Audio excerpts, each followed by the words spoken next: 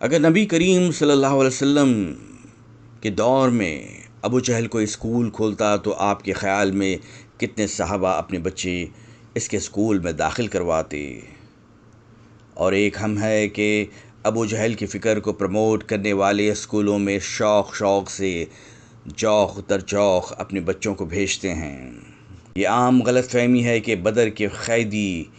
کفار سے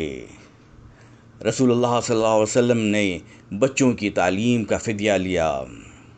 انہوں نے علم نہیں دیا تھا، محض پڑھنا لکھنا سکھایا تھا۔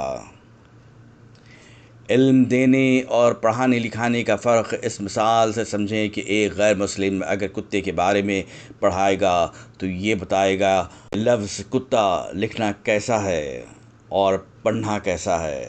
یعنی املا اور ہجے وغیرہ۔ اور جب کتے کے بارے میں علم دے گا تو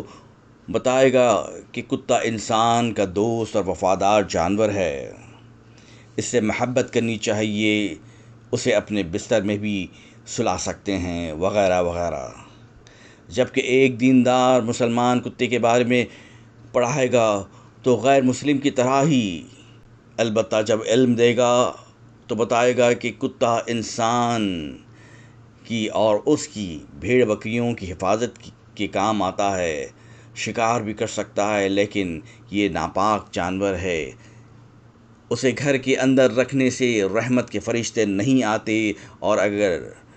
کسی برتن میں منہ مار دے تو 7 بار پانی سے اور 1 بار مٹی سے صاف کیے بغیر پاک نہیں ہوتا، وغیرہ وغیرہ۔ یہی فرق ہے تعلیم کا ابو جہل کے اسکول میں اور کسی محمدی اسکول میں۔